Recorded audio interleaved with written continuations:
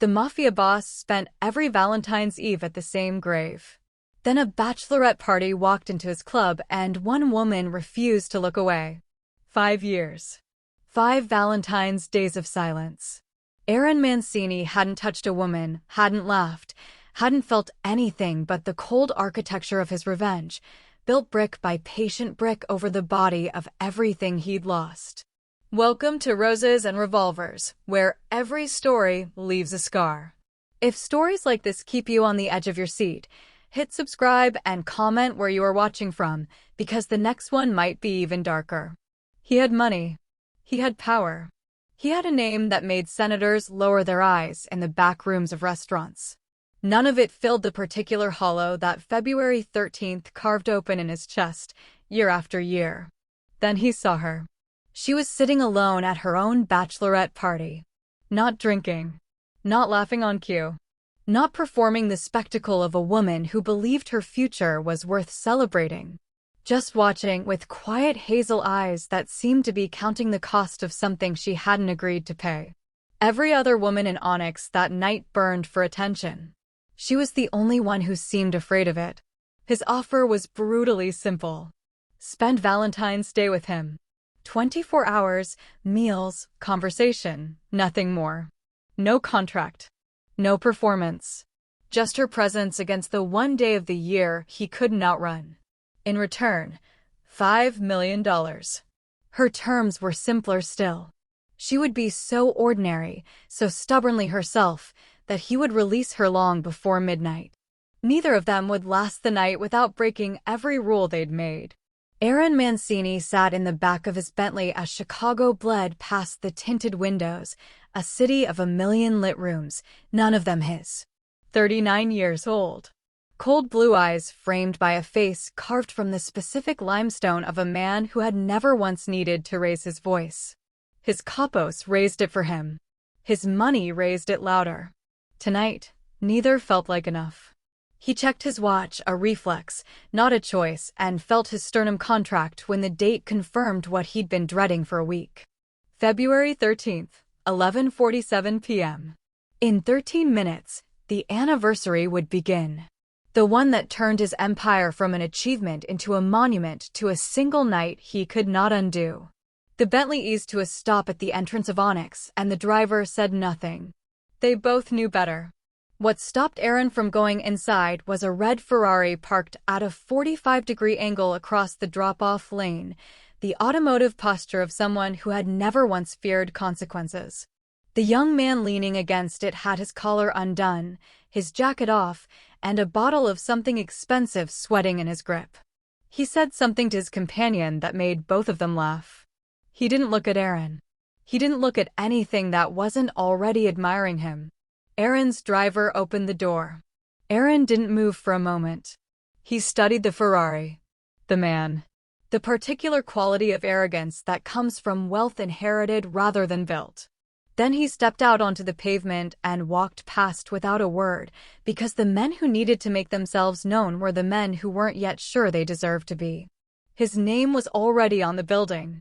The girl caught his eye from the mezzanine, before he'd even reached the private elevator. She wasn't the most beautiful woman in the room, though she was close.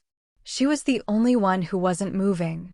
The entire floor below churned with bodies and bass and the theater of a Friday night, and she sat at a corner booth like a fixed point in a spinning world, one hand wrapped around an untouched champagne flute, her dark hair loose around her shoulders. Her eyes pointed toward the window and whatever version of the city she saw through the glass. Rosalind. He didn't know her name yet. He would know everything about her in 8 minutes. He turned to Marco at his shoulder and said 2 sentences, 4 words in the second one, quiet enough that no one at the surrounding tables heard. Marco nodded once and disappeared into the crowd. The order had been given. He almost didn't see her. The club was exactly what he'd built it to be, overwhelming. Wall-to-wall bodies, strobing light, music that pressed against the sternum like a second heartbeat. From the mezzanine, Onyx looked like a living thing, all heat and noise and desperate wanting. Aaron stood at the railing with a glass he hadn't touched, scanning the floor the way a man scans for threats, because on February 13th, everything felt like one. He was about to turn away. Then something in the chaos went still. She was in the far corner booth, half hidden by the silhouettes of women who were celebrating loudly enough for all of them. Sashes. Balloons. The particular performance of joy that bachelorette parties demand from everyone within orbit. The other women leaned in, laughed on cue, raised glasses at exactly the right moments. She didn't. She sat with her spine barely touching the booth, one hand loose around a champagne flute she hadn't lifted in 10 minutes, her dark hair falling forward as she watched the room, not the way people watch when they're bored, but the way they watch when they're working something out. Counting something. Grieving something, maybe, that no one at the table had noticed yet. Aaron's grip tightened on the railing. He knew that look. He had worn it for 5 years. Every other woman in Onyx that night wanted to be seen. She was the only one afraid she already was. There was an elegance to the way she held herself apart, not coldness, not arrogance, something quieter and more dangerous than either. Like a woman who had already decided something and was simply waiting for the courage to act on it. Aaron didn't believe in signs. He believed in leverage, probability, and the particular calculus of power. But he stood at that railing for 3 full minutes without moving, and in 5 years he had not stood still for anything. He reached for his phone. Then he stopped. Because across the length of the floor, through the bodies and the noise and the dark, she looked up. Not at the room. Not at her friends. Up. At him. As if she'd known, the entire time, that someone was watching. For one suspended second, neither of them moved. Then 2 men slid out of the crowd and stopped at her table, and the look on their faces made Aaron's jaw lock. He knew that look too. And she had 3 seconds before it got worse. She didn't scream. That was the first thing Aaron noticed. The 2 men had been circling her booth for 6 minutes, he'd been counting. The bolder one slid in beside her uninvited, shoulder pressing hers, hand landing on the table close enough to trap. His friend blocked the aisle.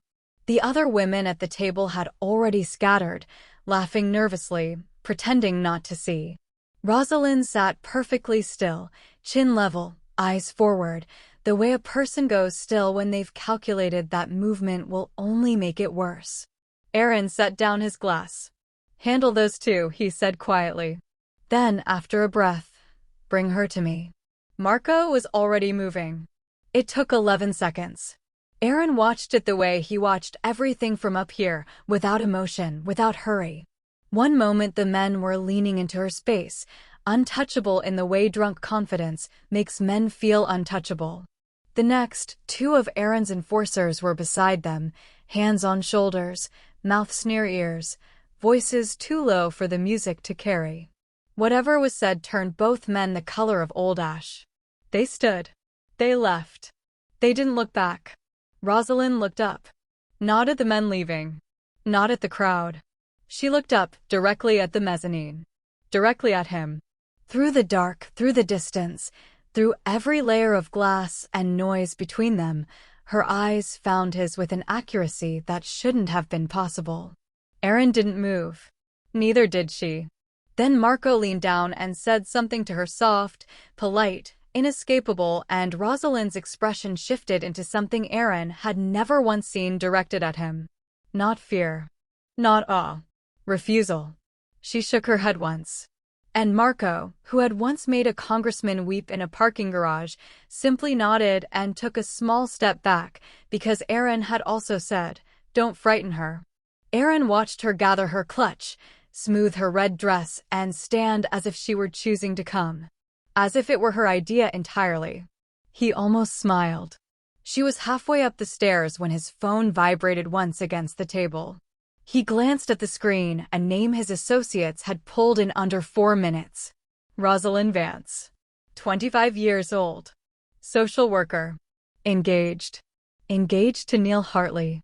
Aaron looked up slowly from the screen. The red Ferrari outside. The spilled beer. The particular brand of arrogance that thought the world would simply absorb its damage. The door to his private lounge opened. She walked in and stopped when she saw him, already standing, already watching her with a kind of stillness that had nothing to do with patience and everything to do with control. "You had those men removed," she said. "Not a thank you. An accusation." "Sit down, Ms. Vance." The pause that followed lasted exactly long enough to tell him everything. She knew her name in his mouth meant she had no secrets left. She knew the exit was behind her. She knew, on some cellular level, that the man in front of her did not make offers twice. She sat. And somewhere 14 floors below them, a red Ferrari pulled up to the curb, and the man stepping out of it had no idea that his fiancée was already inside. If you made it this far, you're not just watching, you're part of this story now. Subscribe, and I'll see you in the next one. The VIP lounge was the quietest place in the building. That was the point. No music. No crowd. Just low amber light, 2 chairs arranged like a conversation had already been decided, and Aaron Mancini standing at the window with his back to her, watching the city below as if it owed him something it hadn't paid yet. Rosalind stopped 3 feet inside the door. "Sit down," he said, without turning. "I'd rather stand." Her voice came out steadier than she felt. "Good." He turned then. And whatever she'd prepared for arrogance, hunger, the blunt appraisal of a man used to buying whatever he wanted, wasn't quite what she got. He looked at her the way a surgeon looks at a problem. Precise. Almost impersonal. Which was somehow worse. He told her the number first. No preamble, no softening. $5 million. 24 hours. Meals and conversation. Nothing more. She would be returned exactly as she arrived. The room went very small. "You're not serious," she said. "I don't make jokes." She laughed, a short, sharp sound, because the alternative was something she couldn't afford. "This is insane. You don't know me. You pulled me out of a crowd like I was something you could just—" She stopped, reset. "No, absolutely not. 5 million. I heard you the first time." She picked up her clutch from the chair she hadn't sat in. "Do you know what this is? It's desperate. You're a desperate man in a very expensive suit, and the answer is no." Something moved across his face, fast, contained, gone before she could name it. "The offer stands until 9 tomorrow morning," he said quietly. "After that, it disappears." She was already at the door. "I'm engaged," she said, hand on the frame. A reminder. To herself as much as him. "I know." 2 words. Spoken without cruelty, without triumph, just the flat, devastating weight of a man who already knew everything and had made his offer anyway. She walked out. The elevator doors closed behind her, and she stood inside the mirrored box, watching her own reflection try to look certain. Her hands weren't shaking. That was something. The lobby doors opened onto the cold street, and there, not 20 feet away, was Neil's red Ferrari. Engine still warm. Driver's door hanging open. But Neil wasn't alone. Aaron didn't watch her leave. He didn't need to. He stood at the window long after the elevator light had descended, long after the lobby doors below had swallowed her back into the cold.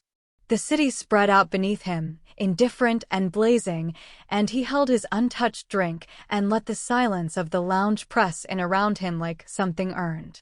She'd called him desperate. He turned the word over carefully, the way you turn over a stone to see what lives beneath it. Desperate. Maybe. Or maybe this was the first honest thing he'd wanted in 5 years, and the two felt identical from the outside. "Sir." Marco appeared in the doorway, tablet in hand, expression neutral in the practiced way of a man delivering information he wasn't sure how to grade. "We have the full profile on Ms. Vance." Aaron set down his glass. He read it in under 2 minutes. Social worker. Clean record. Engaged 14 months. The fiancé's name was the last line on the page, and Aaron went very still when he reached it. Neil Hartley. He looked up slowly. Marco hadn't moved. "The Ferrari," Aaron said. "Yes, sir." The man who had blocked his entrance. Beer on his coat. That particular brand of smirking entitlement, The kind that assumed consequence was something that happened to other people. And Rosalind had been planning to marry him. Was still planning to marry him. Had walked out of this room tonight, chin up, pride intact, to go home to him. Something cold and precise crystallized in Aaron's chest. Not jealousy. Worse than jealousy. Recognition. The specific fury of watching someone valuable being wasted by someone worthless. Leave the offer open, he said quietly. 9 a.m. Not a minute passed. Marco nodded and withdrew. Aaron turned back to the window. 14 floors below, the red Ferrari still sat at the curb. It hadn't moved. Which meant Neil Hartley was still inside his club, in his building, breathing his air, while the woman he didn't deserve stood somewhere in the cold deciding her future. His phone lit up on the table. A single message from Marco, sent 30 seconds later. 4 words. Aaron read them once. Then he set the phone face down with the quiet deliberateness of a man choosing, very carefully, not to act yet. The offer had a deadline. So did his patience. And somewhere below, Rosalind Vance had just seen something she could never unsee. She heard him before she saw him. That laugh, loose, careless, the laugh of a man who believed the night owed him everything and had just collected. Rosalind stopped on the bottom step of Onyx's entrance, cold air hitting her face, and turned toward the sound before she'd fully decided to. Neil was leaning against the Ferrari. Not alone.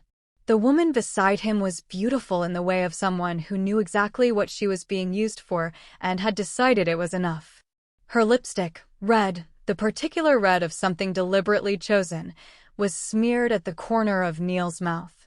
His collar was open. His jacket was creased in a way that jackets get creased in the back seats of cars. He saw Rosalind at the exact moment she saw him. The laugh stopped. Roz, he straightened, and she watched him do the math in real time, the calculation of a man deciding which lie was fastest. This isn't, she's just a colleague, we were. Don't. The word came out so quietly it scared her. Not at him. At herself. At 14 months of ignoring the specific texture of a lie she'd already known the shape of. The woman slipped away into the dark without a word, heels clicking twice, then gone. Neil reached for her arm. She stepped back, one clean step, no drama, and that single movement ended something that would have taken a courthouse and 6 months to finish. Stay with me until the end, because this story will shock you to the core. Before we begin, don't forget to like this video. Hit subscribe and comment where you're watching from. Now! She didn't cry. She was dimly amazed by that.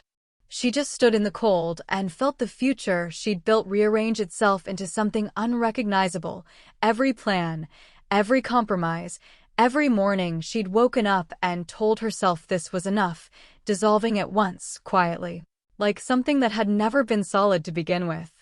Then she turned and looked up at Onyx. 14 floors of dark glass and amber light, the city reflected back in its surface like a world inside a world. Somewhere up there, a man she'd called desperate was watching his deadline count down, alone with 5 years of grief and an offer nobody sane would take. Her phone said 11:58 p.m. 9 hours and 2 minutes until 9 a.m. Neil said her name again behind her, softer now, trying a different register, the one that usually worked. It didn't work. Rosalind looked at the building for a long moment. Then she looked at the door. Then she did something that would change every single thing about the rest of her life. She walked back in.